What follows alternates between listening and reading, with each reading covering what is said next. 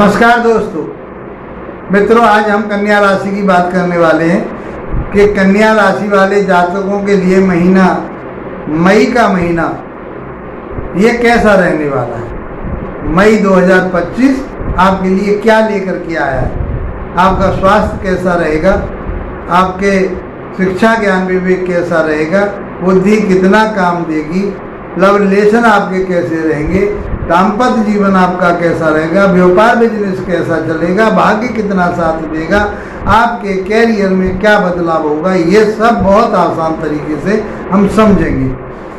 मित्रों, यदि पहली बार हमारे चैनल पर आए हैं और मेरा वीडियो आपको अच्छा लगता है, मार्गदर्शन कर रहा है आपका और आपके लिए ये प्रिय है और आपके लिए ये महसूस हो रहा है कि मेरे लिए बहुत अच्छी बातें नज़र आई इसमें, तो आप इसको लाइक शेयर सब्सक्राइब अवश्य करें, शेयर ज़रूर करें ताकि आपके मित्र भी इसका लाभ उठा सकें। और यदि आप विश्लेषण कराना चाहते हैं तो व्हाट्सएप नंबर पर संपर्क कर सकते हैं। आइए मित्रों, बात करते हैं आपके ग्रह चाल की।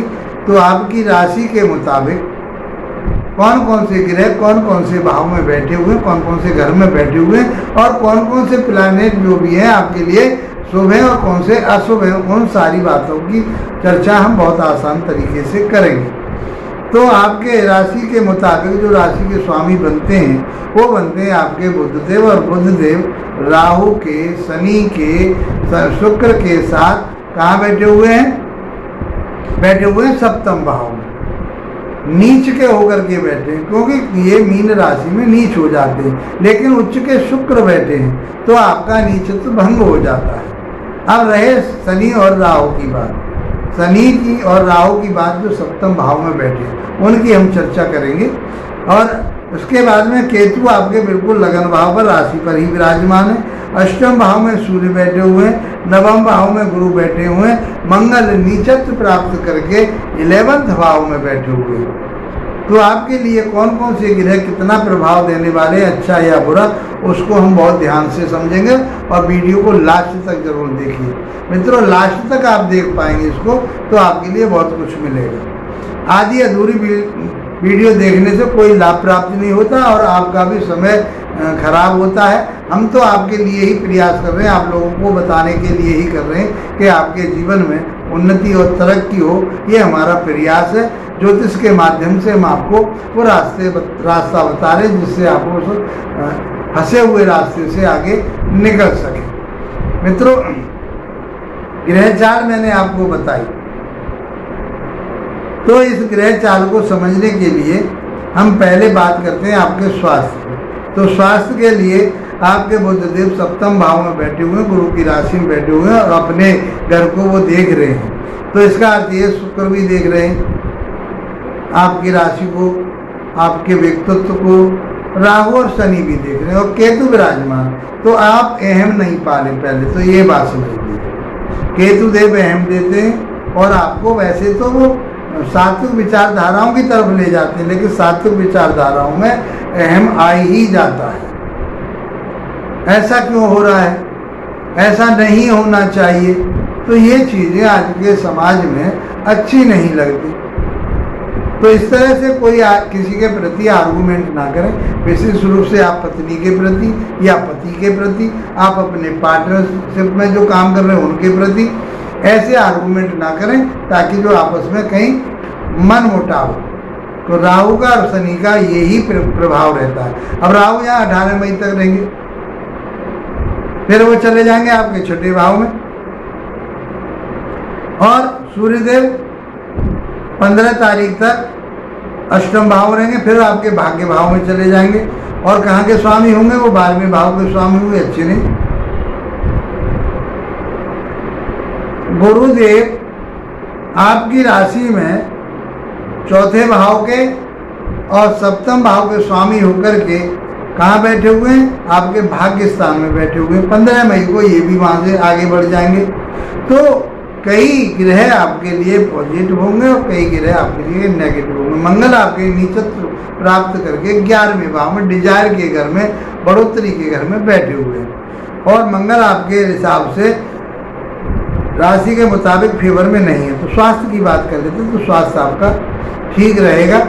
आर्गूमेंट ना करें, गुस्सा ना करें किसी के ऊपर, तो आपका स्वास्थ्य बढ़िया रहेगा। अहम ना पालें, अपने काम को अपने आप खराब ना करें। शिक्षा की, ज्ञान विवेक की बात करते हैं, लव रिलेशन की बात करते हैं। वहाँ के स्वामी शनिदेव है, पंचम भाव से हम देखते हैं तो शनिदेव आपके कहाँ बैठे हुए हैं? सप्तम भाव में बैठे हुए हैं। सप्तम भाव होता है आपका दाम्पत्य का, सप्तम भाव होता है आपके दैनिक व्यापार का, पार्टनरशिप का, लंबी यात्राओं का। तो आप अपने लंबी यात्राएं कर सकते हैं तो आपका उससे लाभ प्राप्त होगा। आप व्यापार बिजनेस को आगे बढ़ाना चाहते हैं तो बढ़ाइए, उसमें आपके लिए फ़ायदा होगा। आप किसी मार्केटिंग में या आप किसी शेयर मार्केटिंग में पैसा जमा लगाना चाहते हैं तो लगाइए, उससे भी आपको लाभ प्राप्त होगा। ये चीज़ें, लव रिलेशन आपका अच्छा रहेगा।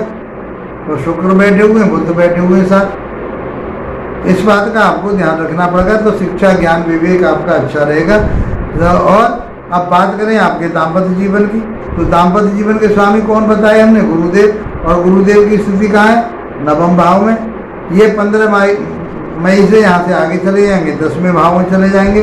और कन्या लगन की पत्रिका में और कन्या राशि के जातकों के लिए गुरुदेव ज़्यादा फेवर वाले नहीं होते, लेकिन गुरु पॉजिटिव ही रिजल्ट देते हैं। गुरु ही होते हैं, इसलिए घबराने की ज़रूरत नहीं है। गुरु आपको विचलित होने से बचाएंगे, धैर्यता देंगे, आपको बुद्धि देंगे, ज्ञान देंगे, और जो आप चाह रहे हैं वो प्रोफेशन में उन्नति भी आपको देंगे। तो गुरु आपके लिए कोई बुरा प्रभाव ऐसा नहीं देंगे ताकि आपके लिए कहीं हताशा और आपके लिए अपमान देखना पड़े, ऐसा कुछ नहीं है। तो गुरुदेव की स्थिति आपके लिए बढ़िया बनी रहेगी और ये आपको धर्म कर्म से जुड़ाएंगे, व्यवसाय से जुड़ाएंगे, ज्योतिष से जुड़ाएंगे और आपको अच्छे कर्मों से जुड़वाएंगे। तो गुरु की स्थिति बढ़िया। लेकिन आपकी सप्तम भाव के जहाँ स्वामी हैं वहाँ सप्तम भाव में राहु का और शनि का बैठना, बुध का और शुक्र का बैठना मिला जुला प्रभाव रहेगा। इसलिए अपने दाम्पत्य जीवन का विशेष ध्यान रखें। केवल क्रोध में या गुस्से में कोई ऐसी बात ना करें जो आपस में किसी तरह का बहरादाव बने या किसी तरह की परेशानी सामने आए। तो ये चीज़ें, यही बात सोचने की होती हैं। जब आपने ये बातों को सोच लोगे, समझ लोगे, तो मैं समझता हूँ कि भाई जीवन बड़ा आसानी से आगे बढ़ जाता है। अब बात करते हैं हम आपके भाग्य की। तो भाग्य भाव में तो आपके गुरु बैठे हुए, तो भाग्य को तो आपके वो बढ़ा रहे हैं।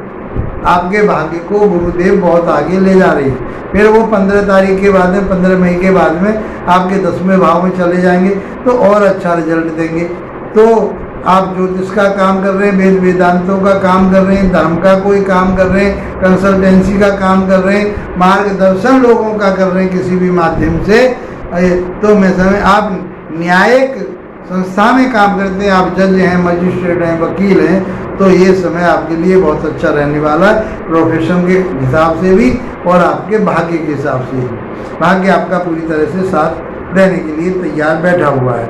अब बात करते हैं आपके कैरियर की। तो कैरियर के स्वामी भी बुध बैठते हैं, बुध बैठे हैं आपके कैरियर के भाव में, कैरियर से कैरियर भाव में बैठे हुए हैं, 10वें से दसम से दसम भाव में बैठे हुए हैं। तो आपका व्यापार, बिजनेस, उन्नति, तरक्की तो बहुत होने वाली है। आप सीए का काम कर रहे हैं, सीए की एजुकेशन ले रहे हैं, सीए से संबंधित कोई व्यापार कर रहे हैं, कहीं आपने ऑफिस खोल रखा है सीए का, और आप कोई बैंक में काम करते हैं, लेखे जोखे का काम करते हैं, और आप जो बुद्ध से संबंधित जो चीज़ें हैं उनका आप यदि काम कोई भी व्यापार बिजनेस कर रहे हैं, व्यापार के लिए कहे गए, तो आपका व्यापार बिजनेस बहुत अच्छा चलेगा, मान सम्मान प्रतिष्ठा आपकी खूब अच्छी रहेगी, श्रेष्ठ रहेगी, आपकी उन्नति तरक्की होगी।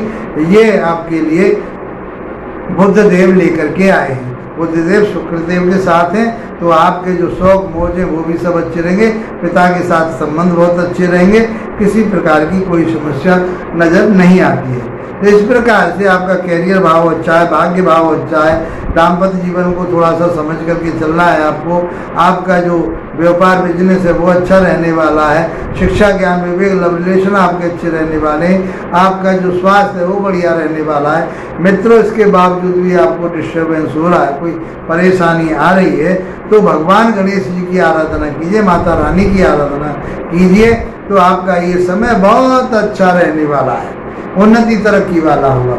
मित्रों, यदि वीडियो अच्छा लगा है लाइक शेयर सब्सक्राइब कीजिए। इसी के साथ आप लोगों का धन्यवाद। नमस्कार।